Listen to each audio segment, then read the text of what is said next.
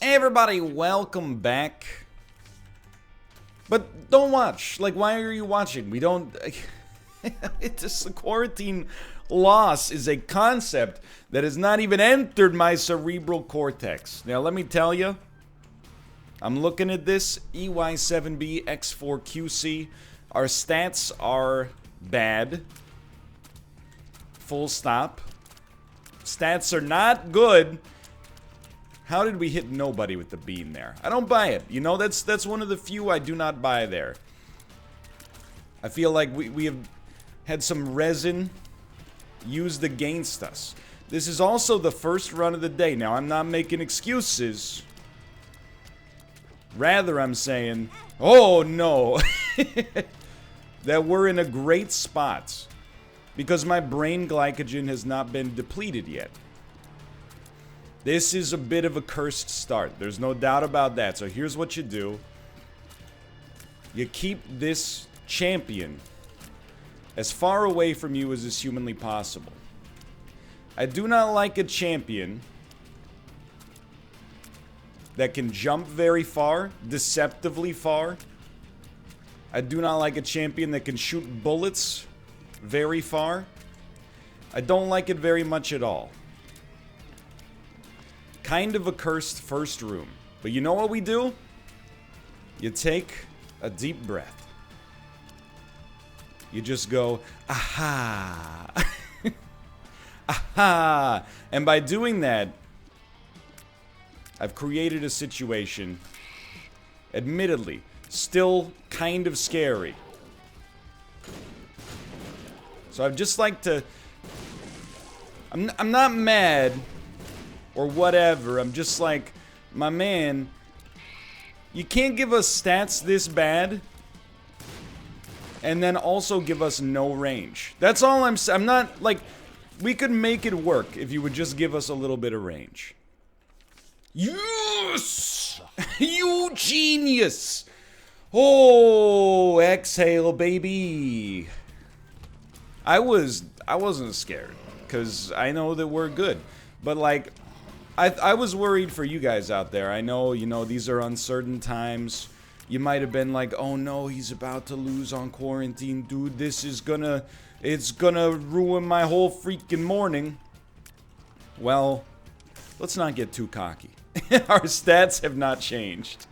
On the other hand, it now seems plausible that we could accomplish something of merit here.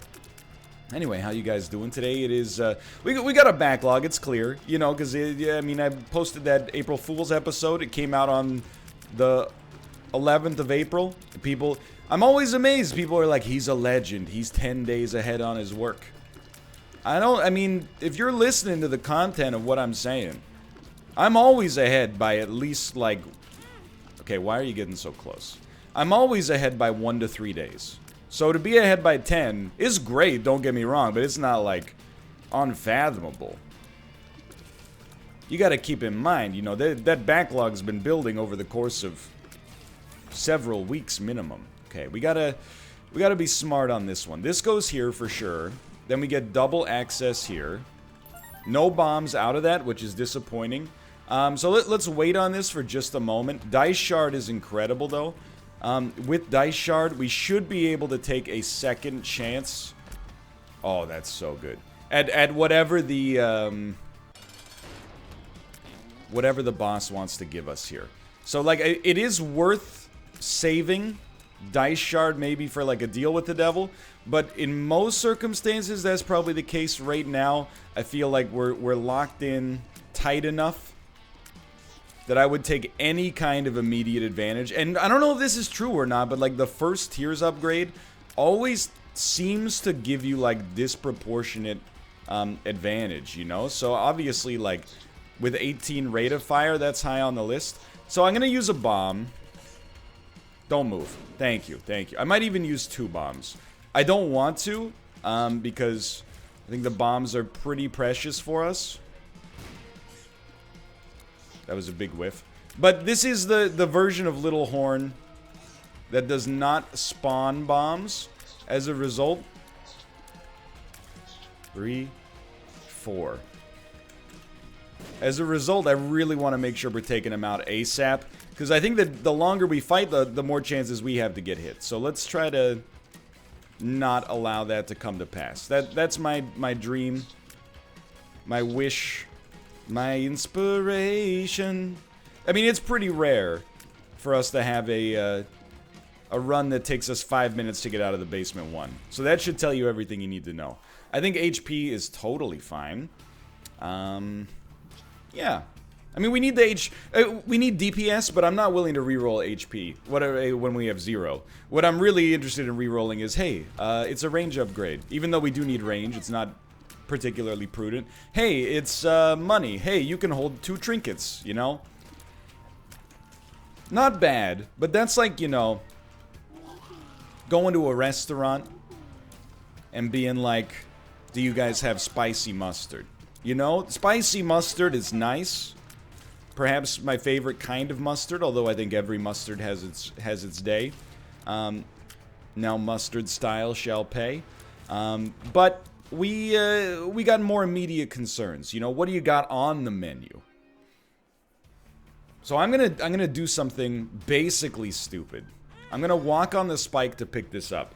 The reason I'm doing that, though you may think me a fool, is that I think I want to spend this bomb on the... But we're not even gonna get to the stone chest, dude. What were you thinking? That was not a good move. And do not dice shard this. Okay. I mean, that sucks. So we lost a Spirit Heart for nothing. But at least... let me put it this way. I'll take the 5 steps forward, 1 step back. We did really well on that floor just to... Maybe not to live, because I think that the card being the Hierophant was a beautiful get for us that probably did keep us alive. But we did 90% of the stuff on that floor properly. Still pretty early on a Monday or a Sunday morning here for me, as you can tell by the fact that I got the day wrong. So I'll just say thank you to the game for giving me this opportunity. Thank you, game. It is indeed a Sunday here. I hope everybody's doing well. Sunday videos means I tell you about my day off. And yesterday, I took the day off. Hey, why would you just stay in there? A little slow on the sodium potassium action potentials today so far. Let's try to work this out. Yeah, not the best placement for that bean play either.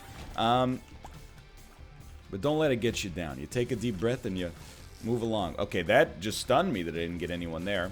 What did I do yesterday?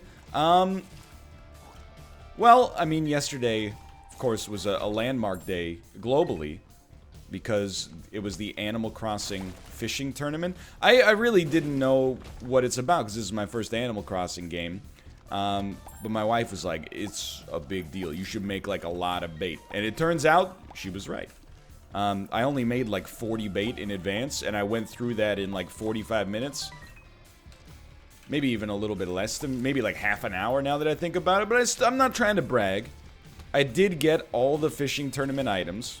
Thank you, thank you. I did also get a trophy. You're going to say, NL, did you get that gold? Oh, absolutely not. I'm actually stunned that Nintendo would, and I don't think it's like, you know, unconscionable or something like that. I'm just surprised. You know, I was fishing for like an hour and a half in Animal Crossing. I just barely got the bronze trophy. When I found out that you needed 300 points to get the gold trophy, I was like, I can't believe that the company that in the Wii era was like, hey, you've been playing for a while, you should really go outside. That company in the Switch era is like, sit down and fish for 6 hours straight. I was stunned, and I gotta be honest, I admire the cojones. I do. So I like what we got going on here. I dare not move, because I think if we move, it will unsettle him. Okay, he's free. Now, you know our DPS is bad, because we fired straight at that spider over and over, endlessly, and still were unable to kill it. I mean, this is a horrible start. I have taken some damage. All I'm gonna say, I mean, yes, actually, some of the damage is very much my own fault. I just want to take care of these guys because, you know, it makes my life easier from a dodging standpoint. But really, it's very rare to have all of our stats work against us like this. Now, our speed was fine, I'll admit, until I ruined it, but it is what it is. We also, and you're gonna think that this is just belly aching now, we ran into 2 of the hardest bosses you can... Maybe I don't even want to deal with the devil, honestly. So maybe this, let's not treat it like this yet, but this could be a blessing in disguise. We ran into 2 of the hardest bosses in the early game. A little horn that doesn't create its own bombs. Instead relies on factory farmed bombs kept in cages. Followed by Ragman, who is just strong enough. And my range is so freaking low, I can't even hit him without the spiders being in jump range. And my speed is so low, you gotta react in, you know, 1/20th of a second.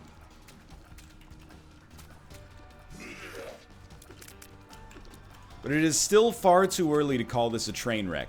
It really is, believe it or not. Oh, come on. You're 1 hit away. No, no, no, no, no, no, no! Are you kidding me, man? That's alright. We still got a 1% chance.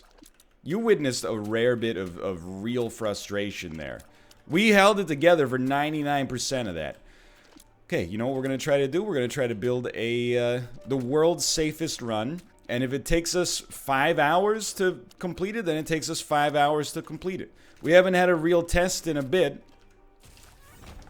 That's a reroll and a half. Blood Clot is not particularly good, but is definitely better than what we had going on.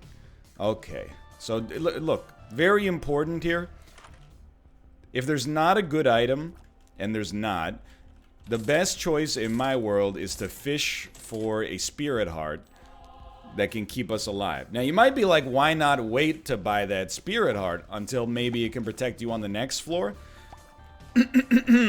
I'm not worried about the next floor yet. I'm worried about living through this floor. And that might seem dramatic, but it is my honest-to-goodness opinion right now. I would say threat level is not at, like, maximum. However, we definitely got our work is cut out for us. This might be the worst start after 2 floors that we've had over the course of the entire streak so far. And let's just remind ourselves, it feels nice to call it a streak instead of a pseudo streak. Let's see how we do in terms of consumables before we determine how we feel about Demon Baby. Okay, so I think we're just gonna take Demon Baby. It's not worth 1 reroll. I think we're statistically much more likely to get a worse item. And Demon Baby's pretty good. But I wanted to talk about the streak because it's a good reminder for myself that, you know, we're here for a reason. We're at 48 wins in a row. We were not gifted every single one of those wins. We were gifted a proportion. Because who isn't? But, and dude, no bombs? No bombs? 3 cents? There's no 3-cent deal. I think the half price, yep, okay, hold on. I hate to say hold on, but get used to it. We're 13 minutes into the run, and are leaving the 2nd floor. I would love to get enough money to reroll the shop and buy a bomb. You know what? That's what I get for being greedy. Okay, get me out of here. At least we didn't lose any part of our spirit heart there. That is nice. And a mob trap room with golden chests might be okay. This is actually potentially pretty good as well. It also could be worth nothing, but I wouldn't say we're fishing for like 9 lives yet. But I mean, obviously, I'm not gonna turn up my nose at it, but something, just anything of some merit would go a very long way. Demon Baby is really helping. I'm sorry I even entertained the thought of re-rolling you. But just to put a cap on what I was saying earlier, I think it's important to remember, you know, we got these wins on this streak for a reason. Even if none of the 48 wins were insanely difficult, hitting that same rhythm 48 times in a row, that's worth something. Now you have to choose how you feel about pills. And the way I feel about pills is determined by how well the rest of the floor goes. For now, I think it's a little too tenuous. One bad trip pill, in theory, could spell the end of this entire run. One tier's upgrade would help us out a great deal. No doubt about that, but there's positives and negatives. There's consequences. When will you learn that your actions have consequences, you frickin' fricks?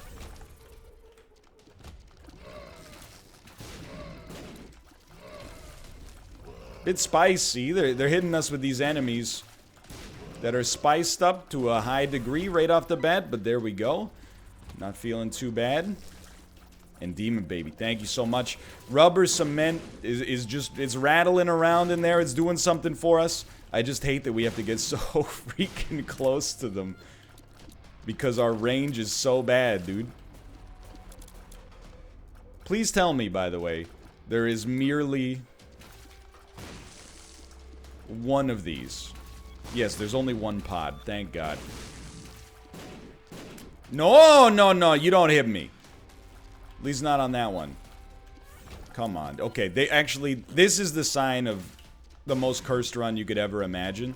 The door opened up for us after, like, 40 seconds. That's... Honestly, whenever the doors open up, I don't take that as a sign of the run being bad. I take it as a sign of... you know... You gonna make me say it? I feel like the game should not allow a room to take that long to begin with. I guess that's how you build it in. Demon Baby, that's the one time I didn't want you to go off on that guy, and yet you've done so. You're gonna shoot any second now. There we go. Then we're in. Then we're in. Okay. I would say that our hopes and dreams, and also the hopes and dreams of the audience getting some banter on this run, pretty much hinge entirely on this floor. The one exception, maybe they don't hinge entirely on this floor if we're able to get good stuff. And that's good stuff right there. I'm still coming to terms with that one. That's some amazing value right there. Good bean use as well, dude. Okay. So the husk is like our first blessing. It's the first time on this run I've been like, you're really giving me some good stuff here. Thank you so much. An easier boss. He's a little quick, but oh my god. A tears upgrade. I mean, we gotta go hard on this. There's no doubt. So this is big. And then we will die to get a second guppy item. And this is really where it could start to pop to an extreme degree. I don't think I want the seals. I did think about it, believe it or not, but I think the seals are just slightly too dangerous for us. And then the next thing I was thinking is, you know, we can actually get a lot of utility out of those pills now. Go, Bloody Lust. It's not what we need right now. But in theory, we could get some good stuff happening here. The real value for me of Bloody Lust, I think there's two different use cases there, right? Like, one use case is just the classic, like, I got IV bag, or I've already got good damage, so it's just a little bonus for us when we get hit. The other one is incentivizing you to play as many blood banks as possible, so then you can get a lot of money, which has a knock-on effect on the shop, and then you could get, you know... blood bags, which give you HP and speed, of course. You don't need me to tell you that, though. You know we're already here. Anyway, we can at least relax a little bit. What did I do on my day off? Honestly, I mean, it was, again, it's domestically productive, but also relaxing is a good way to describe it. It feels like a secret room, but doesn't look like it should be a secret room. Weird. I watched a couple of movies. So I watched, when I upload videos, when I'm setting the metadata, the titles, the tags, the thumbnails, etc., I like to put on, like, a crappy movie on Netflix. I don't want to, like, I put on a good movie, because then I feel like by not paying attention to it, you know, I'm doing it a disservice. So I don't want to put on, like, The Irishman and then be like, okay, we're going to make, you know, thumbnails for 20 minutes. So what I did on Friday is I put on the Sacha Baron Cohen movie, The Dictator, which recently came to Canadian Netflix at least. Yes, that's the movie where he says Aladdin all the time. I actually like Sacha Baron Cohen a lot. I think Borat is I know that it gets a bad rap, or at least is, in my opinion, misinterpreted because of all the, like, my wife stuff, but, you know, I really think Borat is a good movie because it shines a light on some kind of terrible parts of the human psyche. I know that sounds a little bit over the top for a movie where, you know, I mean, I'm not going to repeat any of the jokes because they don't warrant repeating on a forum like this where Google DeepMind is always watching. However, I really think the value of Borat is in, you know, Sacha Baron Cohen being such a court jester that he got some terrible people to let down their guards and say their terrible opinions on screen. Anyway, regardless of all that, I saw... Okay, you got me. Congratulations. I saw Bruno in theaters. I thought Bruno was, like, unfairly lambasted, but still not particularly good. And then I never saw The Dictator. And, you know, when I watched The Dictator, I was like, this is... When I finished watching the movie, I looked it up on, like, Rotten Tomatoes and Metacritic. And it didn't get good reviews, but I was stunned that it was not shellacked. It had, like, a 55 on both platforms, meaning that, like, 55% of critics liked it well enough, and also the average review was like, it's not horrible, but it's not good.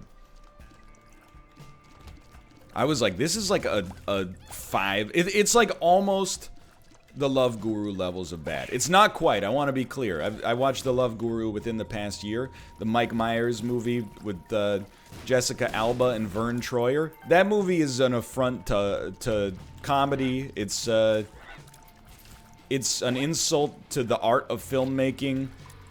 I mean, at one point, Vern Troyer gets hit with a hockey stick, and it shoots him into the net, and then the goal horn of the stadium rings. I'm just not sure if you get the joke. The joke is that Vern Troyer is a small man, so he's indistinguishable from a hockey puck. Get it? Pretty good comedy there.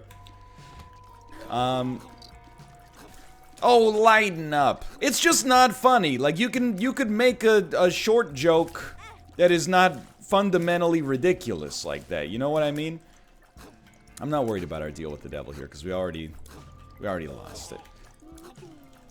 Dude, just, come on. Just, Rodden baby. I just need you to sneak this fly in, and every time I come over here, he spits out one of those dudes that makes it impossible for me to kill him in time. Come on.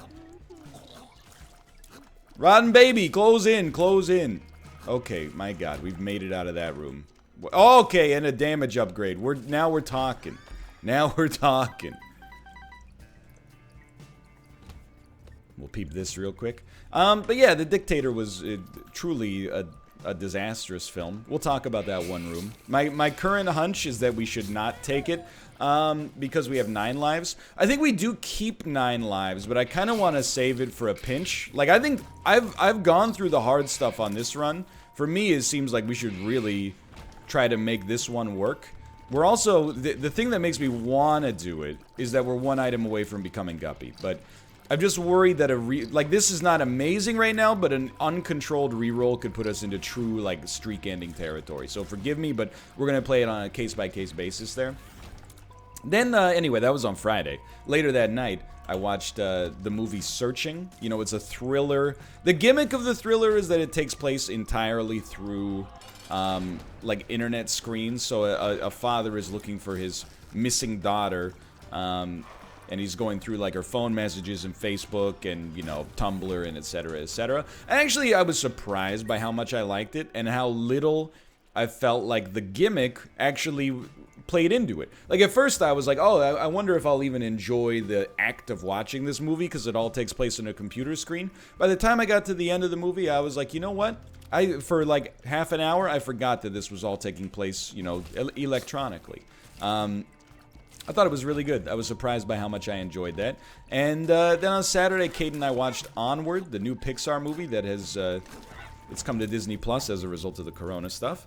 And honestly, my expectations were low because of the fact that, ooh, I think we want BFF here. Because of the fact that it's got kind of a muted critical response. You know, usually Pixar movies, when they come to theaters, they just dominate. You know, we're talking like 98 plus Rotten Tomatoes. People are like, it's a true classic. Onward, it really felt like kind of was in the it's all right tier, but I was surprised by how much I enjoyed it. I thought kind of not the strongest first half of the movie by Pixar standards, but once it got going, I was like, this is really good.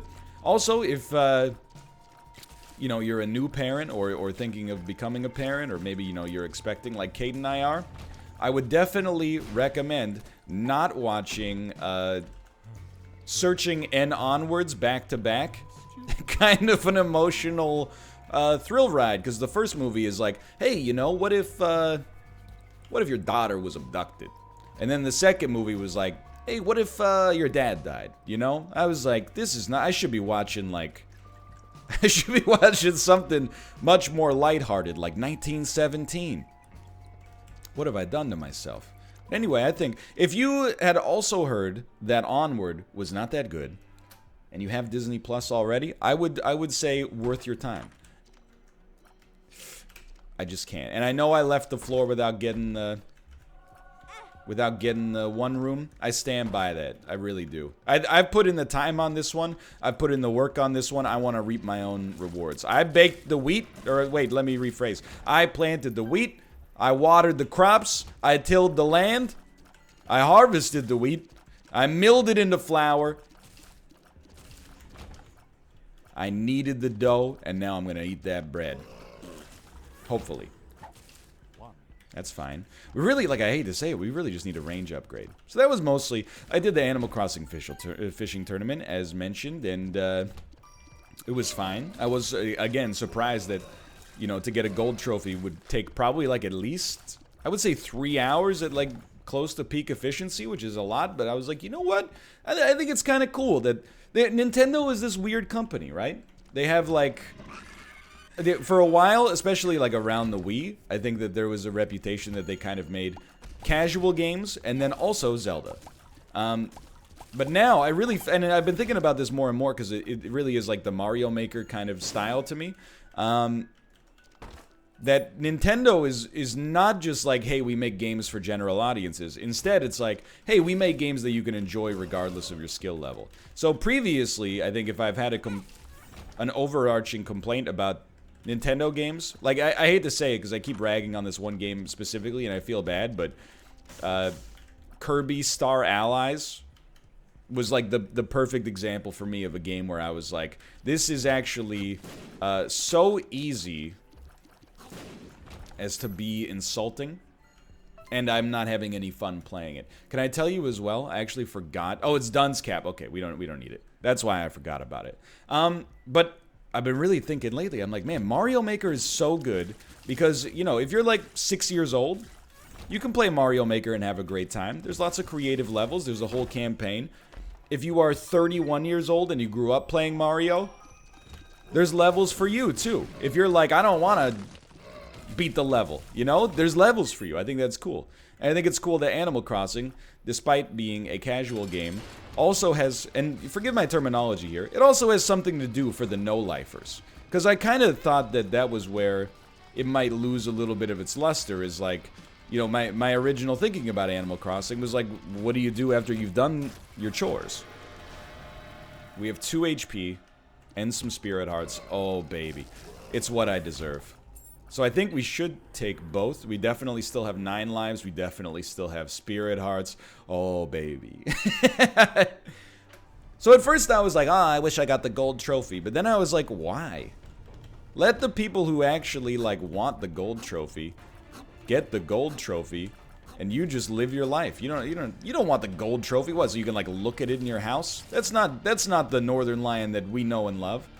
The Northernlion that we know and love is like, there's an innate thrill to pressing the A button and not knowing what fish is going to come out. So I support it. I've been really, and, you know, this is perhaps Well, we've got, this is when your mom says we've got Guppy at home. And then you're like, Mom, I have 9 lives in the mulligan. That's not Guppy. Still great, don't get me wrong. Your mom just wants what's best for you. Are we on? Oh my god, we're on the depths too. You're telling me we may be able to actually... No, we should buy some spirit hearts on this floor. This is of the utmost value.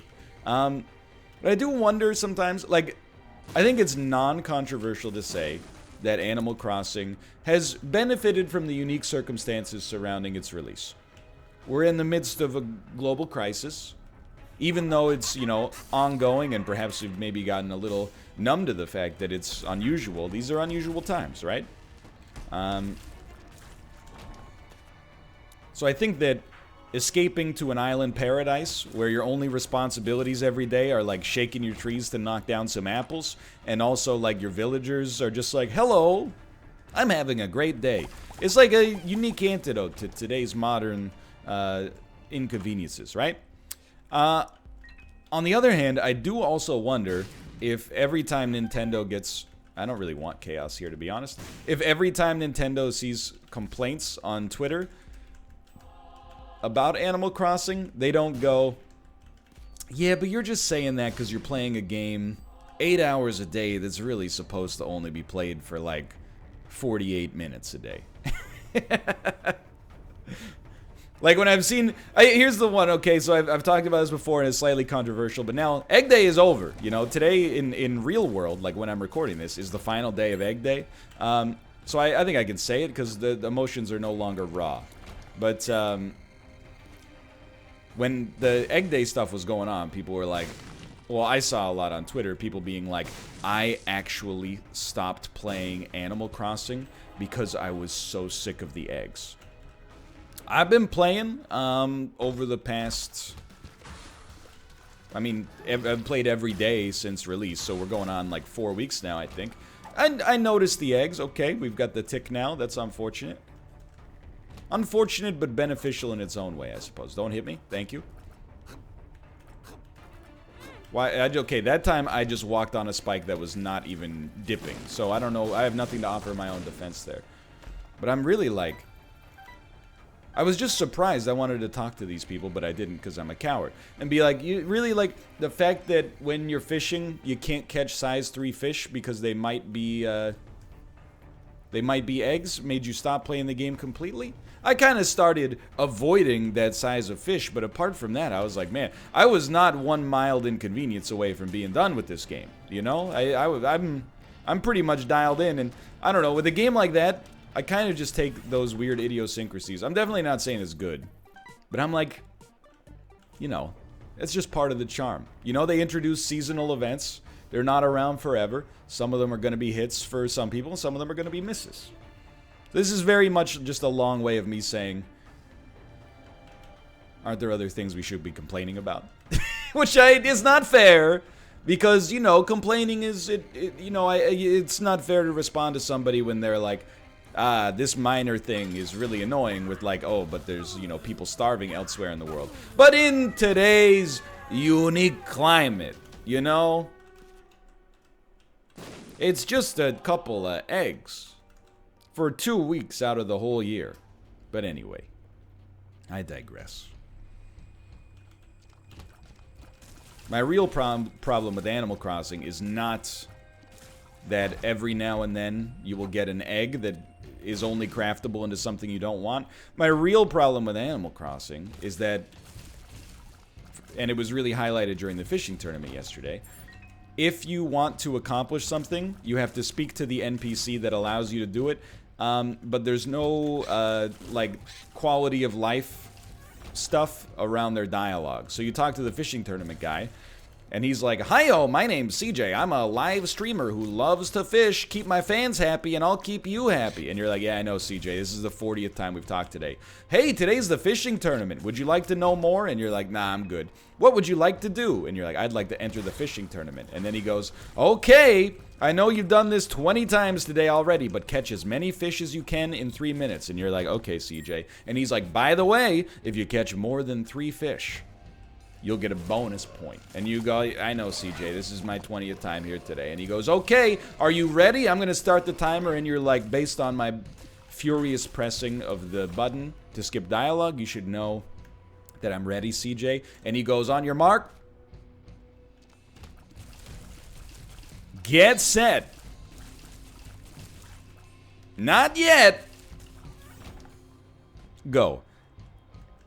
That's my, and I'll still tell you 1000%. My favorite game of the year so far, Animal Crossing New Horizons.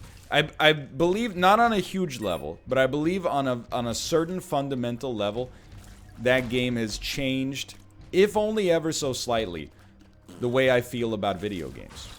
I don't know if I've ever played a game like Animal Crossing New Horizons before, which is why I thought it wasn't for me. Because I was like, I've never enjoyed a game like this before. In reality, I think the situation was that I just never really tried a game like that before. And I'm also at a place in my life where I'm like, I think I can appreciate it a little bit more. Hold on, this is real important. It is no longer real important. You can go back to what you were thinking about prior to this moment. So I know we have a speed upgrade. I do want it, and this is blank runeable. You're really just hoping to get a per throw there. Ooh, dude, we could take advantage of a black market. I'll level with you. We could take advantage of Box of Spiders. Bean, you've served us well. Thank you so much for your help, but we'll be moving on, pursuing other horizons now. Thank you.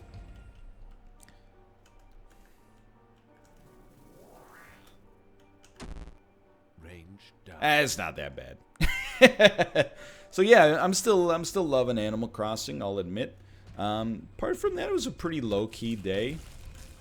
You know, got some groceries, which today's modern grocery trip is very wild. You wait outside a grocery store until a security guard goes, yeah, you're good. And then you go inside, and every sign says, please maintain 2 meters of distance between everybody. And then you are just constantly beset on all sides by people pushing past you so that they don't have to wait 10 seconds to get to the cabbages.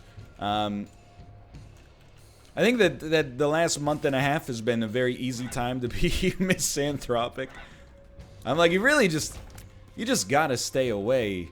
I'm an impatient man, and I'll admit, when I was at the grocery store pre-pandemic days, you've heard me complain about things like, and I'm so glad we got some banter going here now that the run is, like, pretty great. A little light on the HP, but still. You know, if you've heard me complain about this exact scenario. I'll be in the aisle looking to buy some cans of beans, and then the person that's in the aisle with me is like comparison shopping every can of beans, but not based on price, based on like the nutrient profile, and I'm like, they're beans. I'm not saying you can't get like a slightly different micronutrient composition based on the type of soil they were grown in and like farming techniques or whatever, but you're like, am I gonna buy the no-name can of beans? Am I gonna buy the Western Family can of beans? Am I gonna buy the Aylmer's cans of beans? I'm like, they're all, just get the one that's on sale, dude. It's beans. Nobody knows. You never eat like a 3-bean salad. Somebody's like, oh my god, what's your secret? And you're like, I buy the good beans. It's never happened. But now, as much as I hate it, I've learned, you just gotta swallow your pride and recognize that it's not a big deal. And if someone's looking at those cans of beans, and you need beans, and they're taking too long, you just pull out your phone and, you know, passive-aggressively tweet about them in a way that they will never find out. But you don't get too close to them. You don't squeeze by them and sneeze and rub your dirty hands on your jeans. You just wait it out. But that memo has been lost on a number of people. But that's not a surprise. In the whole scheme of things, it's a pretty minor deal. I mean, for now. I can only say that because it's like, it's not popping off over here right now. Now, I know what you're going to say. Trust me when I say you're preaching to the converted. The reason it's not popping off as much over here, amongst other factors like, you know, the distribution of people that were traveling when the pandemic first started, before people started to have precautions, is because of these measures. Yes, I know. That's why I do, you know, that's why I do them. But what are you going to do about other people I guess you could get into an argument every time you go to the store. I have considered that. I think it would be on brand for me. It's a very good time for me to start fights in public because I have a pregnant wife. I know, like, I've already mentioned in an Isaac episode. If you are pregnant, I really do recommend leveraging that as much as possible. I don't think you should be manipulative, but if you want something, you should ask for it. And then if they're like, well, why should I do that? You should go, I'm with child. But pregnant husband, I don't think well, I know you don't get as much leeway, but I think we could lean on that a little bit in public. You know, we'd be like, excuse me, can I get to the apples? Then they go, hey buddy, what's the rush? And you go, oh, I'm sorry, you appear to have wandered into my rhetorical trap. My wife is pregnant. They'll be like, oh crap. Ladies and gentlemen, he got me. I'm telling you, I'm gonna give that a try. I actually, obviously, will never give that a try. Instead, I'll be, excuse me, sir. How long do you think you're gonna take with the apples? An hour? Okay, I guess I'll just go screw myself. That's more on brand for me. But then I will absolutely, utterly destroy them in a straw man style argument like you're experiencing right now. Okay, I'll come back tomorrow. But I mean, it's like, you know, everything's good, like on a personal level. Just chilling, just hanging out. Dude, like, it's the #1 stress in my life right now. Well, I mean, like, apart from the pregnancy stuff and watching a bunch of movies that, you know, are like, hey, what if your dad wasn't there? You know, that's not like a real stress. That's just like, you know, self-inflicted. But apart from that, I'm like, man, the Happy Home Academy in Animal Crossing only gave me a freaking B. What are you talking about? You give me a freaking B? I got a fishing room. I've got my upstairs office is like, it's got a writing desk and a writing poster. And then at the other side has a microphone and a marimba. That's my recording studio. And then I've got a main room, and I've got a kitchen, and I've got a home gym with a mixer and a blender bottle. I mean, just kind of like in a holding pattern. It's such a weird year, you know?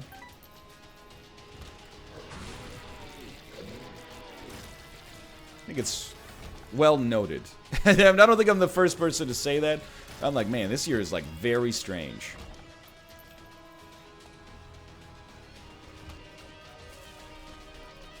It was around my 20th home workout consisting exclusively of bicep curls, shoulder presses, and bent over rows where I was like, you know what? I think I've just got to accept. You know, here's my other recipe for like quarantine and self-isolation sanity.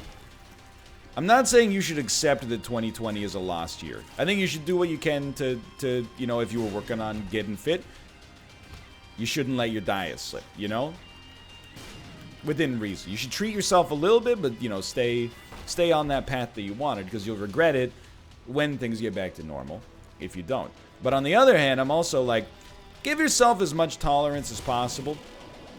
You know, recognize that if your goal was to get in the best shape of your life in 2020, you might have to push your expectation for when that will be done until maybe the first half of 2021. If you were like, by December, I want to, you know, be able to bench 225 pounds. I mean, that's a pretty huge goal. There's like, by the way, if you don't know anything about the bench press, I said that's a pretty huge goal. There's like 8 people in chat right now that are like, no, it's not. But they don't realize, yes, it is. We're talking, these are like collegiate male cheerleaders / linebackers that are like, I benched 225 when I was 17. Yeah, I mean, I'm not saying it's impossible. I'm just saying it wasn't possible for me when I was 17. I mean, have you seen photos of like, you know, the Mountain when he was 17? When I was 17, I looked like Stephen Merchant.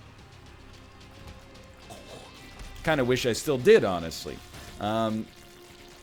You know, just have some tolerance, you know, some understanding for yourself. Just because, you know, you're on quarantine, you're not busting out 49 win streaks doesn't mean it's been a waste. Thanks for watching. Hope you guys have enjoyed the episode. If you did, click the like button. Helps out a great deal. Of course, subscribe if you want to see more in the future. Remember, I don't lose on quarantine, and I'll see you next time. See ya.